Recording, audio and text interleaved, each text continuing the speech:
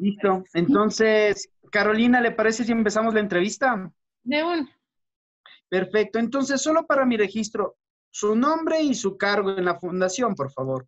ya soy Carolina Zambrano Barragán, directora del programa Todos los Ojos de la Amazonía de IPS. Perfecto. Carolina, coménteme acerca de esta iniciativa. ¿Cómo surgió? ¿Desde cuándo se está desarrollando? Bueno, nosotros, no sé si has oído un poquito del programa, pero es un programa que promueve el uso de tecnologías, Ujú. eh, estrategias de defensa legal y campañas para defensa del territorio en Ecuador, Perú y Brasil. Nosotros estamos trabajando en esos temas desde el 2018, pero vino lo del COVID y nos dimos cuenta que no podíamos dejar de apoyar todavía a los pueblos y nacionalidades indígenas de los tres países en la respuesta específica al COVID. Ujú.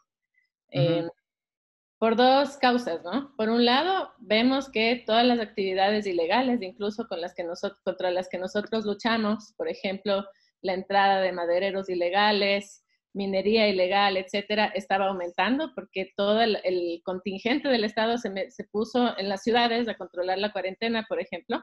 Entonces Ujú. estaban más expuestos no solo a la amenaza sobre sus territorios, sino a que estas personas de afuera traigan el virus per se. Y por otro lado también a los efectos directos del COVID y de las medidas de respuesta empleadas.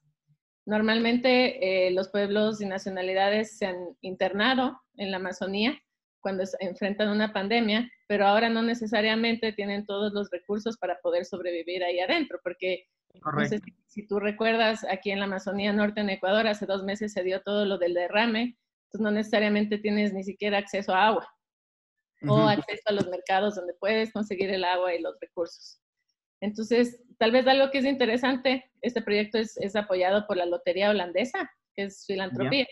Entonces, Ujú. es interesante en cierto modo que la filantropía es un poco más flexible, y en este caso este donante también, como para reconocer que el contexto es diferente y que se requiere redireccionar recursos, en este caso para respuestas en salud. Ujú. Entonces, en marzo empezamos a trabajar con todos los actores con los que trabajamos a nivel local e incluso a nivel internacional para adaptar todas nuestras acciones y redireccionar los esfuerzos. Entonces, fue interesante porque, como te decía, somos una organización que trabaja en derechos humanos, más en el enfoque de defensa territorial, tal vez sí relacionados con lo de salud pública cuando hablamos de los impactos de los derrames petroleros, por ejemplo, en la salud y en el bienestar de Ujú. los pueblos indígenas, pero ahora sí nos volcamos por completo a trabajo en respuesta al COVID. Por un lado, Ya. con apoyo directo, con recursos financieros, pero por otro, tal vez desde esa flexibilidad que te mencionaba, no necesariamente solo dando medidas asistencialistas, sino tratando de generar cambios estructurales en el sistema de salud, especialmente en Ecuador.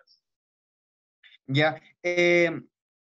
Carolina, las nacionalidades y los pueblos de la Amazonía han sido fuertemente golpeados por la COVID. Hay muchos casos positivos, muchos sospechosos, y en este sentido, ustedes, ¿cuáles son las acciones o digamos de qué manera han direccionado las acciones que realizan como fundación? Sí, como te decía, bueno, una parte sí fue provisión directa de recursos Ujú. financieros para lo relacionado a seguridad alimentaria, para la parte de acceso a salud y también incluso para lo relacionado a incidencia y reconocimiento de sus derechos, ¿no? Pero Ajá. además, lo que hicimos fue generar un proceso que le llamamos la Ruta de Salud Indígena Amazónica, aquí en el Ya. Ecuador, enfocado ya más a generar un modelo de gestión integral, como un paso a paso para responder, contener también y prevenir el COVID en los territorios. Entonces, eh, lo interesante es que ha sido, como te decía antes, una iniciativa que busca un cambio estructural a través de un Ujú. diálogo de saberes. O sea, Ya. tratar de ocupar ese espacio bueno, o llenar la brecha que existe, que normalmente de falta de comunicación entre los criterios técnicos, desde la parte de los profesionales de la salud, y los criterios y necesidades de las comunidades que están en territorio. Entonces, a través Ujú. de este diálogo de saberes, tener ese enfoque de respuesta basada en la comunidad, desde el enfoque de atención primaria de salud, y también abordando en cierto modo desde la soberanía de la salud. Siempre hablamos de soberanía alimentaria, por ejemplo, tal vez lo que nosotros queremos apostar es soberanía de la salud. O sea, ir más allá de ese enfoque basado en el doctor o basado en la enfermedad a un enfoque de cogobernanza, ¿no? Claro. Entonces, sí, sí te sigo. No, dime, tranquilo, yo me guardo la pregunta. Ya. Entonces estamos con esa parte del diálogo, pero aparte entonces, si tú ves esta parte de la cogobernanza, hay vacíos en todos lados, hay vacíos en la infraestructura, en comunicaciones, en la parte de recursos humanos, etcétera. Entonces, lo que hemos hecho es apuntarle en cierto modo a fortalecer todas las redes y microredes. Y a lo que te estaba comentando es que no es solo trabajo en directo como colaboración y reflexión conjunta con las comunidades, sino también con el Ministerio de Salud, ¿no? A través de la Dirección Zonal y con el apoyo de la OPS también. Entonces es justo tal vez ese enfoque de promover la colaboración en este medio en el que todo el mundo quiere hacer algo, pero no necesariamente se dan cambios más de fondo. ¿Qué tipo de necesidades ustedes canalizaron? Hace unas semanas se hablaba que en estas zonas faltaban justamente pruebas PCR, pruebas rápidas, faltaban incluso, faltaba talento humano, faltaban lanchas para acceder a estos territorios. ¿De qué manera o qué tipo de necesidades en salud encontraron ustedes? Sonreí cuando dijiste pruebas, porque lo que hemos sentido es que todo el mundo en un inicio se enfocó justo en las pruebas rápidas, en las PCR, tal vez como un amuleto de decir, me hago la prueba, estoy con COVID y ya sé, o me hago la prueba y no estoy y estoy libre, ¿no? Entonces, creo que uno de los principales roles ha sido el ir más allá de las pruebas. Entonces, como te decía, hay diferentes organizaciones de la sociedad civil que estaban buscando atender, por ejemplo, a través de los kits de alimentos o de higiene, o a través de las pruebas, pero no necesariamente yendo más allá. Entonces, tal vez una de las principales contribuciones que hicimos fue mapear los requerimientos en términos de equipos, de infraestructura y también de recurso humano de los centros de salud y priorizarlos de la mano del MSP. Y con esa lista y con fichas técnicas, por ejemplo, de requerimientos de oxígeno, oxímetros, etcétera, distribuir esas listas y hacer una especie de pool de recursos con todas las organizaciones que tenían recursos financieros disponibles. Entonces, no necesariamente solo nosotros como Fundación Invertir, sino más bien generar una especie de inteligencia colectiva, compartir esos mapeos de requerimientos básicos y literalmente tener un mapa en donde ya vamos identificando qué centros ya han recibido, por ejemplo, oxígeno y cuáles no.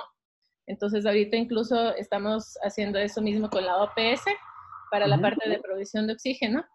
Y el otro punto que vemos que es clave es el recurso humano, porque no necesariamente el recurso humano más capacitado está en la Amazonía. Entonces, tratando de trabajar un poco más de la mano de la OPS, ahora también se nos ha acercado el BID para ver cómo se puede llenar ese vacío de recursos per se. Por un lado, en las redes y microredes, pero también por otro, concentrándonos en cierto modo en generar capacidades de los promotores de la salud en las comunidades. Entonces, algo bonito que hemos hecho en la parte de comunicaciones y conocimiento es generar material, pero adaptado a la realidad cultural, adaptado también, por ejemplo, a los diferentes idiomas, y con esa mirada de devolver a la comunidad el cuidado de los suyos. No necesariamente solo enfocarse en la parte de las redes y microredes. Por ejemplo, ¿en qué provincias mapearon estas necesidades?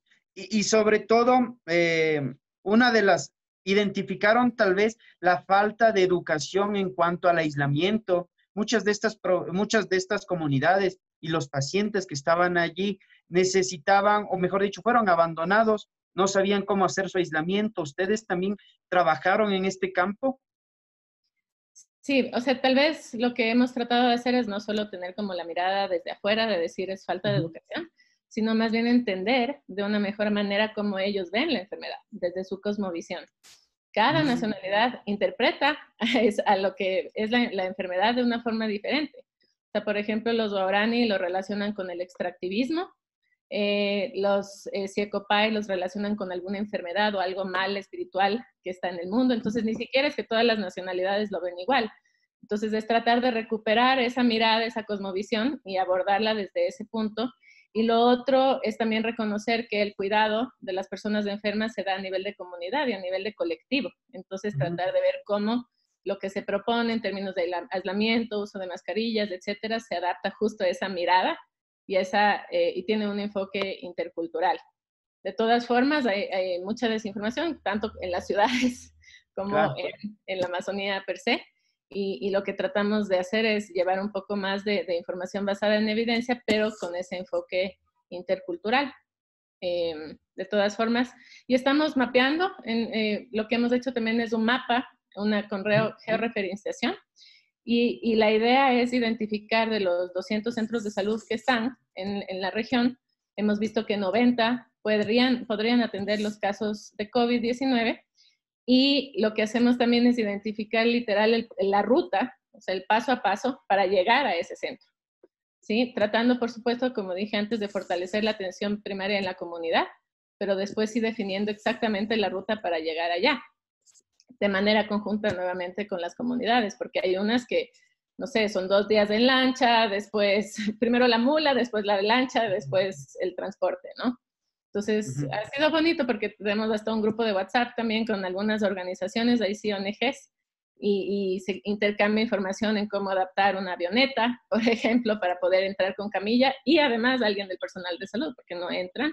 Claro, no. Entonces, son esas cuestiones también incluso en términos de innovación o adaptaciones que van surgiendo de estas conversaciones que tenemos, de este intercambio de información. Entonces, yo creo que ese enfoque más colaborativo, en cierto modo, que ha surgido más de la necesidad que sale de la crisis, ojalá quede, ¿no? Fortaleciendo más el tejido social y la colaboración entre organizaciones que a veces trabajan en el mismo territorio, pero que no necesariamente Se colaboran. relaciona. Ajá.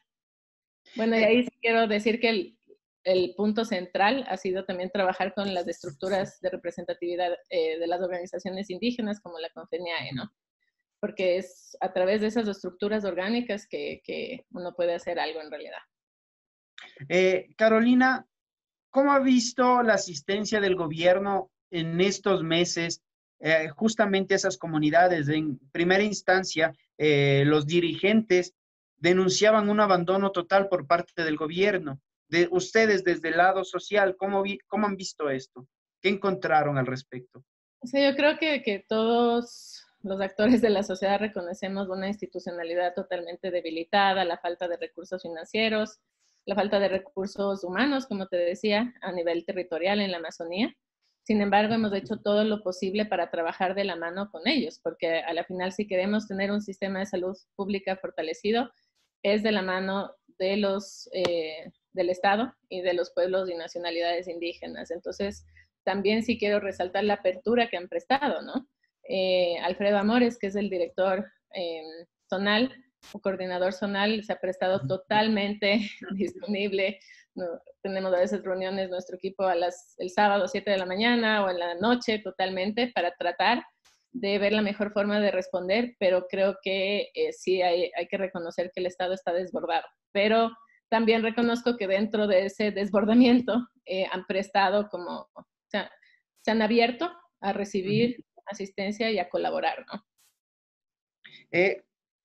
¿Hasta cuándo va a durar este proyecto, la Ruta de la Salud?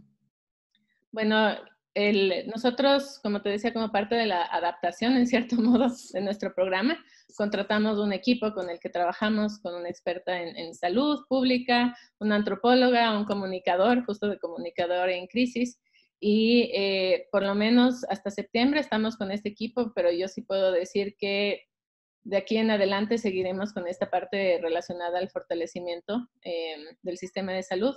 Y lo más bonito es también pensar que puede ser que haya surgido en respuesta al COVID-19, pero que va a quedar ahí para tener también acceso a salud en otros temas, no sé, maternidad u otras enfermedades que también aquejan a la Amazonía. Entonces, nosotros como programa estamos aquí hasta marzo 2021, estamos tratando de tener una extensión también y la idea es seguir trabajando en defensa territorial, uso de tecnologías y sobre todo también en esta parte de derechos humanos desde el acceso a servicios y a salud.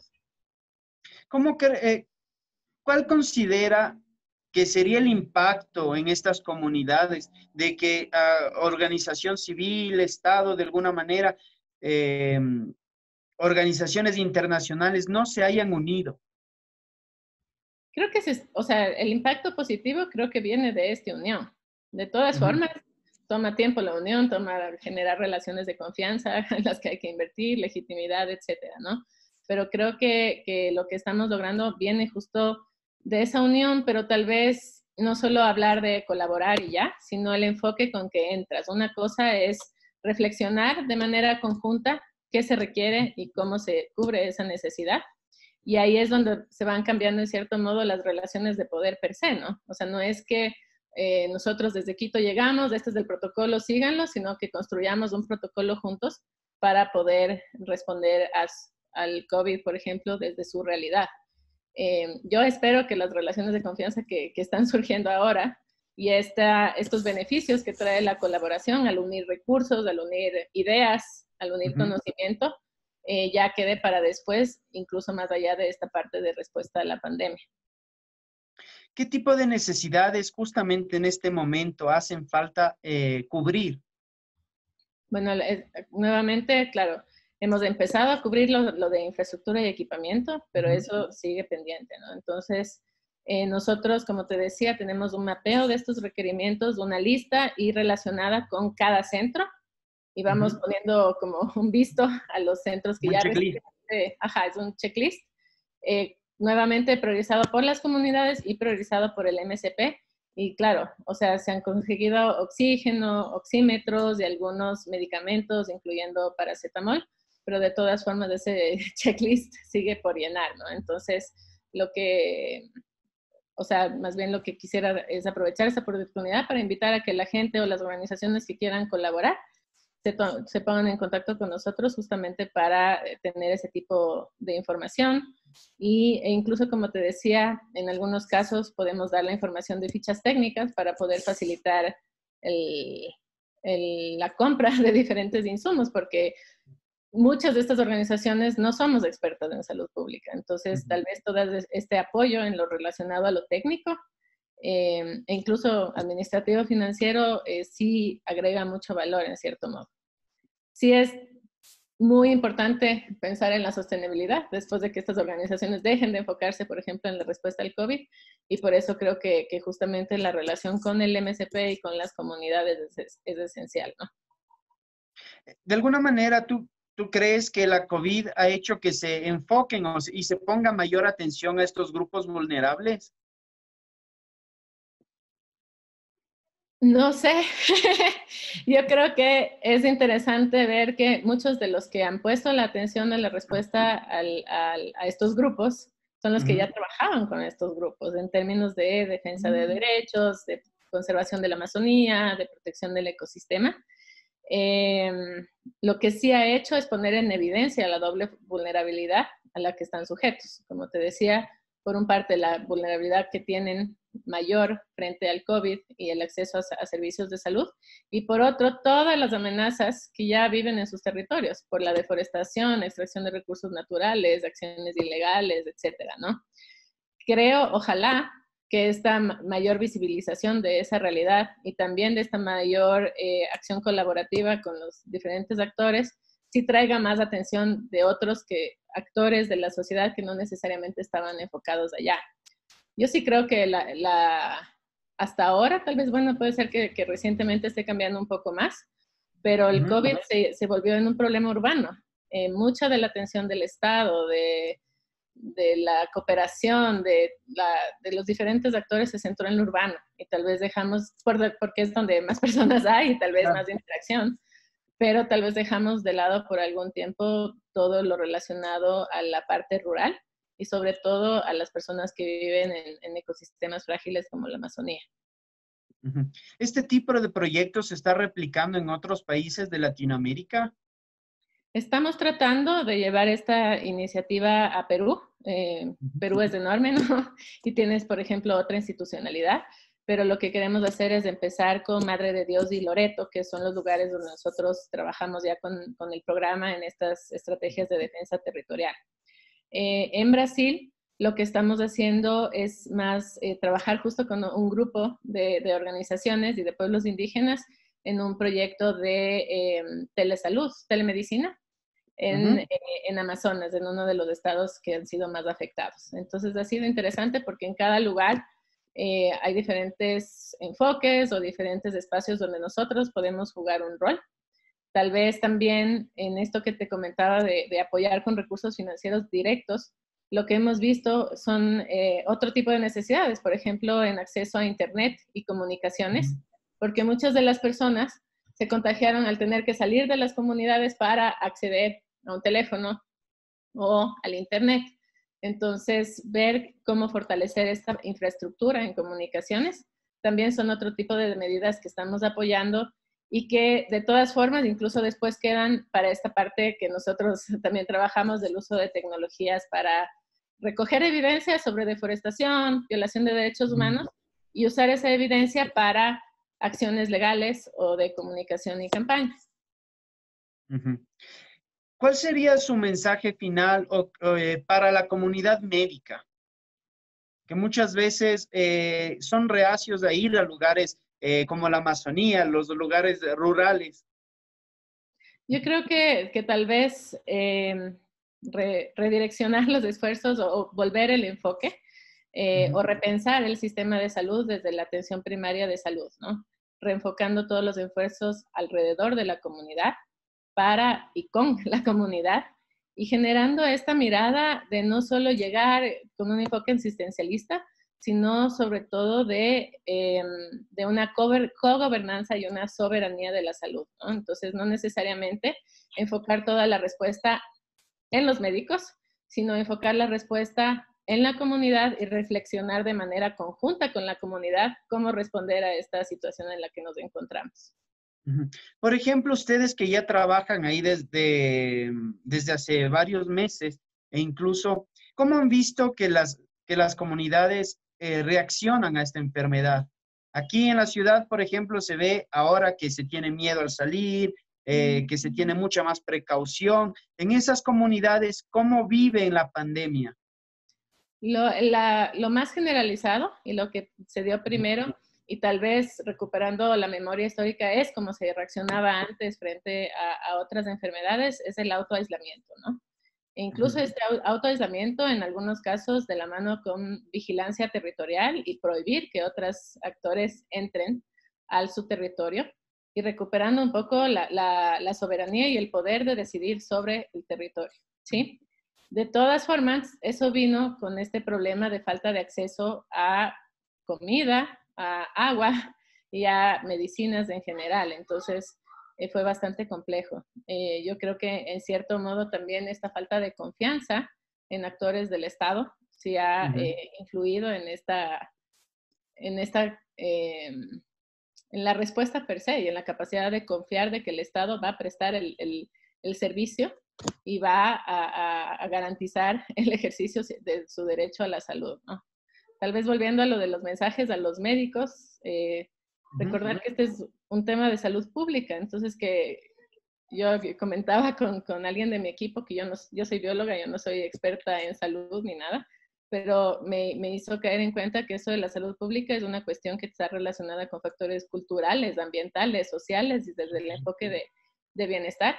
Entonces, volver a esta mirada interdisciplinaria y más integral de la salud pública, ¿no?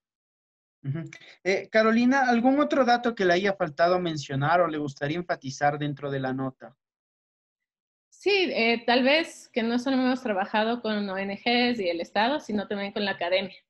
Creo que ha sido un lindo ejercicio de articulación ciencia, sociedad civil y Estado. Hemos trabajado de la mano de ICANN, por ejemplo, como universidad pública en la parte de pruebas y también de la San Francisco. Y ha sido un ejercicio bastante interesante, ¿no? Toda esta reflexión de ver que detrás de cada prueba hay un ser humano, hay una familia, y también con la San Francisco enfocarse no solo en las pruebas per se, sino en la generación de una propuesta de sistema de alerta temprana. Entonces, creo que esta parte de ciencia, política y acción, o la articulación entre los diferentes actores ecuatorianos y también de afuera, ha sido central. ¿Creen tal vez que si no hubiesen articulado todos estos esfuerzos, de alguna u otra manera, la pandemia hubiese impactado mucho más en estas poblaciones? Yo creo que sí, y creo que sigue impactando, entonces no es algo que ya se ha logrado, sino que es como una especie de semilla. Y tal vez lo difícil es tratar de de soportar la presión de ir hacia lo urgente y atender ese segundo, todas las necesidades urgentes, sino tal vez mantener siempre esa mirada un poquito más estructural y estratégica de generar cambios más profundos, que no necesariamente vienen de un día para otro. Entonces es difícil balancear un poco estas necesidades urgentes e inmediatas con las estratégicas, pero tal vez si vas generando todo ese capital social, esa red, es más fácil hacerlo en cierto modo, ¿no? Pero de todas formas los retos siguen ahí, son enormes y requiere de un trabajo sostenido y un compromiso también e interés sostenidos ya por los próximos meses o años, ¿no? Carolina, eso sería todo, al menos que le falte algo por mencionar o a ella le gustaría enfatizar. No, solo justo lo que tú decías, ¿no? Poner todos los ojos en la Amazonía, llevar o aumentar la visibilidad de los pueblos y nacionalidades indígenas, de otras comunidades colonas locales también que viven ahí, que viven están expuestas a una serie de amenazas históricamente y que ahora además tienen que vivir el COVID, ¿no? Entonces eso, solo volcar a través de actores como ustedes también todos los ojos de la Amazonía. Perfecto.